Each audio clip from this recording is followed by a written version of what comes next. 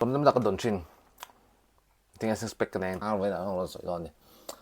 อันทิ้งไอ้ six pack กันเองอันทิ้งไอ้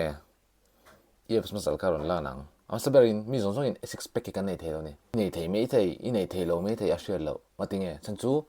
มีส่วนส่วน six pack กันในเรานี่ฉันนี่ four pack ในแต่น้ำมา seven pack ในแต่ปอนไม่เท eight pack ในแต่ปอน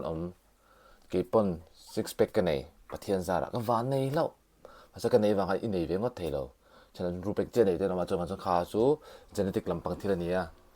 เจเนติกสาไอ้จุด4 เป็กเนี่ยเราเสร็จจน4 เป็กกินนั่นเองจริงไอ้จุด2 เป็กเนี่ยเราจน2 เป็กกิโลเนี่ยเลยไม่โดนนี่มาเสเอ็นติ้งกันในอังเตกันตีละนังเข้าใจไหมฮามีโจข้ากรอนใส่ตัวส่วนนี้เพราะฉะนั้นจน6 เป็กเนี่ยตัวจน body fat percentage ก็อันนี้พอตั้งไงอันเลียร์ก็อัปปันพอตั้งไงนี่ไอ้ที่ยังก็สวยอ่ะคุมไอ้มัว blanket สมนี่สินจน body structure ก็เอ็งมารุนหลังโดนเราอารมณ์ลั่นหลบอ่ะวังคันนี้นังมาค่ะอิมูโลตีนะคันนี้จงเราจุอาเลียตัวบลังเกตค่ะสมนี่วังคันทำเอ็มมาจวนส่วนบลังเกตกันพอร์ชัวเชนข้างไงนี่ค่ะที่ยังเจ้าคันนี้อีดุละคันนี้เฟสจะทำรู้ตัวจนเอฟส์มาสลักฮารุนหลังเทตอนเราจวนเราเสพกันติดตัวจูเอฟส์มาสลังตัวนี้บอดี้เฟตเปอร์เซนเทจกันติดเนี่ยมั้งจุ่มีตัวจนยังไงเขาเวลาพอซงกวลมาแล้วให้บักยอมเราแคลอรี่ดิฟิซิตนี่แคลอรี่ดิฟิซิตยอมมั้งจุดpointมองยังแคลอรี่ดิฟิซิตกันจวนเฟสกันบัร์นเชนเฟสกันบัร์นจวนเฟสเปอร์เซนเทจรุนเนี่ยมั้งจวนเอฟส์มาสลักฮารุนติลังดอนนี่เอาสมัยมันข้าขันไหมปัจจุบันเจ็ดต่ำไงนี่มัน movement เนี่ยต่ำไงแต่แม่มีมุดตบเขาจนฟูเบอร์เราจนอีเจ็ดต่ำ movement เนี่ยต่ำจวนยังไงแข่ง movement เนี่ยต่ำจวนแคลอรี่บาร์นะแคลอรี่บาร์จวนเฟสบาร์นะจวนsix pack ในตัวขานินสเต็ปขัดินไม่ส่วนเลยไม่นี่โอ้ซ้ำแถมไม่ได้กันสวยใจลังเสียเทียมเทนานจวนนินปอยโมก็ตีเลยเดี๋ยวประคัดอัปถุมหน้าตาจวนนิน realistic แต่ goal แค่ไหนไงนี่เจ้าขัดินส่วนเลยมีรถจอดถึงกับ client ที่อัปนี่เท่า sir six pack ก็ตัวถ้าขัดช่วงนี้รวมจุดเดียวตบเลยทันทีช่วงนี้ unbody fat percentage แค่นั้นฉันจุด20 plus แต่แล้วนี่มัน body fat percentage ก็สามลูกข้างทันทีก็ช่วงเล็ก six pack กันนี่มันโดนเราจุดมันจะ realistic แต่ goal นี่เองฉะนั้นจวนนี้ถ้ารุกช่วงปนนี้มันไม่เท่ถ้าสมช่วงปองไอไม่เท่กุมขัดปองไอไม่เท่กุมนี้ปองไอไม่เท่ค่ะจุด body fat percentage จะจะขานินหุ่นช่วงค่ะจุดดูจุดมันจะ realistic แต่ goal แค่นี้เองrealistic แต่ goal นี่นะอัตเห็นตัวจุดติดหัวโดนเราจะนี่จุดมั้ง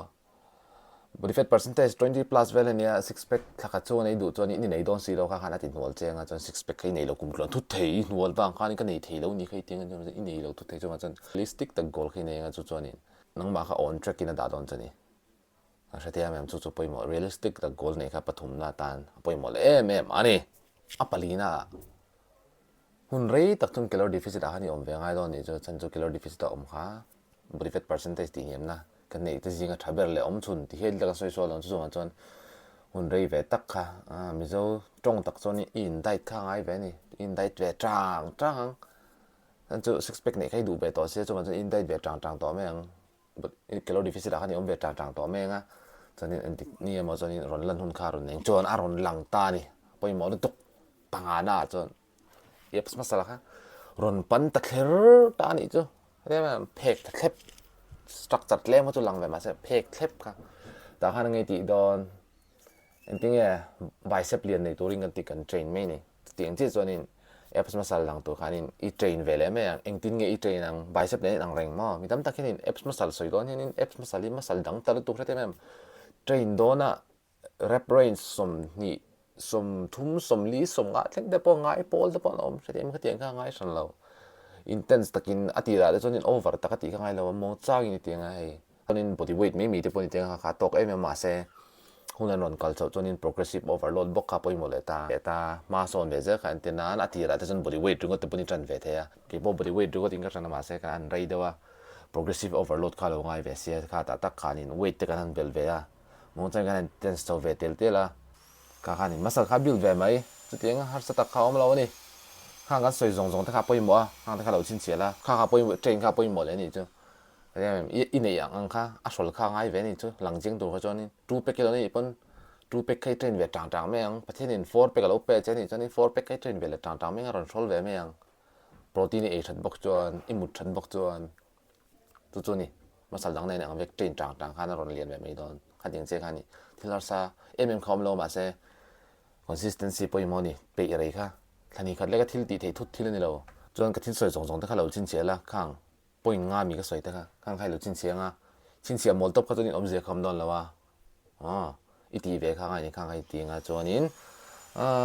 tiknia ma chuan in six pack khaila nei ve em manga pro lungai so ke po kum khat nu ami six pack ka nei chau ka len pe ve tang tang kha teng kha ni hun hi du ve lo ni tam tak in kan ril rui man mo thina thani thum le ka dang lami kan lum thina mo assistant na poi mo kan ti to kha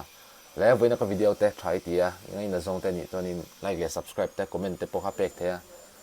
chuan in next video in mule don ya bye bye goodbye thank you love you appreciate you guys